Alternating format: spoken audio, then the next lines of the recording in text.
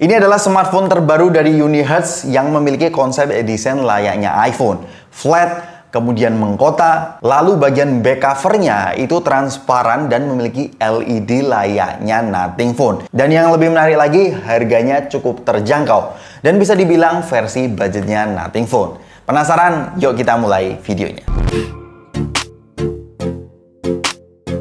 Yap, ini adalah Unihertz Luna. Sebelum kita ngomongin detail soal smartphone-nya, kita buka isi dalam box-nya terlebih dahulu. Unihertz itu tidak pernah mengecewakan ya, karena mereka sadar diri bahwa smartphone mereka unik-unik, sehingga isi di dalam box-nya lengkap banget ya, seperti screen protector, ini ada 2, sudah terpasang 1, kemudian SIM eject tools, buku manual, casing, sampai charger sudah terinclude di dalam box-nya. Seperti yang saya bilang tadi, Unihertz Luna ini adalah versi budgetnya Nothing Phone. Karena kalau kita melihat harganya itu di AliExpress cuma 4 juta.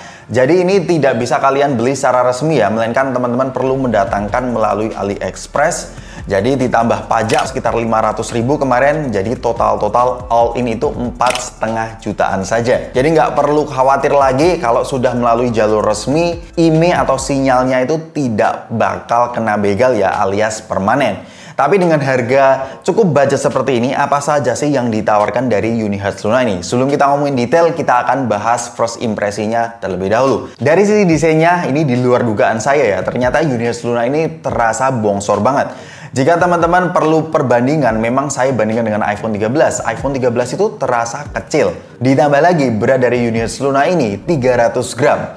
Menjadi smartphone terberat yang pernah direview di channel ini. Cuman saya cukup impress dengan build materialnya karena framenya terbuat dari metal.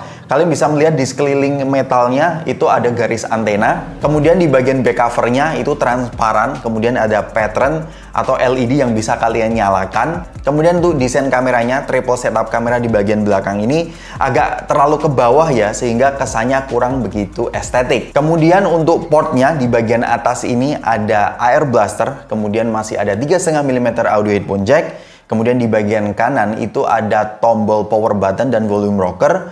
Tombol power buttonnya ini dibersamai dengan fingerprint sensor ya. Kemudian di bagian kiri ada 2 tombol. Ini tombol mungkin bisa di remap ya, tapi so far ketika saya coba ini bisa untuk screenshot. Kemudian di bagian bawahnya itu ada speaker grill, kemudian USB Type-C dan dual nano SIM. Gimana? Cukup menarik ya dari segi konsep desainnya. Tapi bagaimana dengan sisanya, spesifikasinya? Kita mulai terlebih dahulu dari layarnya. Buat layarnya, dia memiliki desain punch hole display dengan diagonal 6,81 inci ya, ini cukup besar. Dan panel yang digunakan ini masih IPS beresolusi Full HD. Kalau teman-teman melihat bezelnya ini cukup tipis di bagian atas, kiri, dan kanan ya. Tapi di bagian bawah itu masih agak tebal. Dan refresh rate-nya ini masih 60 Hz ya. Tapi untuk konsumsi multimedia menurut saya hasil yang dihasilkan dari Unihertz Luna ini IPS-nya cukup oke. Kemudian untuk spesifikasi dapur pacunya dia menggunakan MediaTek Helio G99 dengan RAM 8GB. Kemudian internal storage-nya cukup lega 256 GB dan baterainya 5000 mAh. Untuk Helio G99 kita sudah tahu ya bahwa ini adalah prosesor mid-range, di mana skor Antutu yang bisa teman-teman dapatkan itu di kisaran 370 ribuan. Dengan skor seperti ini memang untuk bermain game seperti Mobile Legends ini bisa dimainkan dengan cukup lancar, bahkan sampai PUBG pun ya dia juga lancar ya, nggak ada kendala lah. Helio G99 itu dari segi performanya cukup stabil, cuman settingan grafiknya memang tidak bisa seperti flagship atau prosesor mid-range ke atas ya. Untuk bermain Genshin Impact pun menurut saya masih acceptable ya di Helio G99 ini. Namun untuk rentan harganya nothing really amazing ya. Jadi fokus dari Unihertz Luna ini memang tadi so far dari segi desainnya cukup menarik. Kemudian saya cukup akui ini adalah HP dengan baterai 5000 mAh paling gede ukurannya dan cukup awet ya. Saya kemarin mencoba untuk menyalakan LED di bagian belakangnya selama 1 jam itu hanya berkurang 4% saja. Nah, ngomongin soal LED di bagian belakang yang cukup menarik tadi.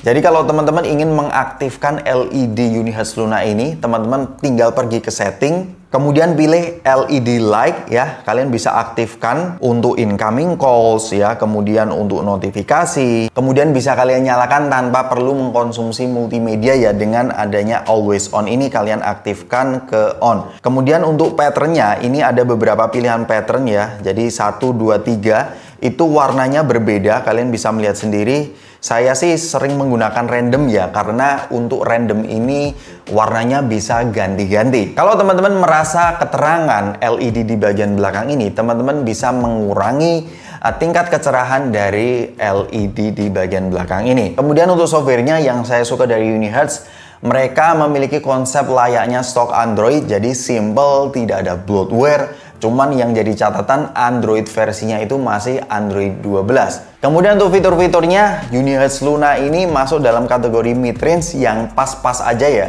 NFC tetap ada teman-teman. Kemudian adanya 3,5 mm audio headphone jack menjadi nilai lebih, dan ada AR blaster.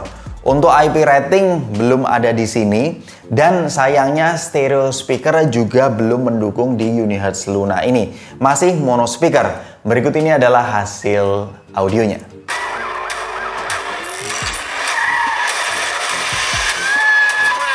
Kemudian untuk kameranya ada 3 setup kamera di bagian belakang. Kamera utamanya mendukung 108 MP.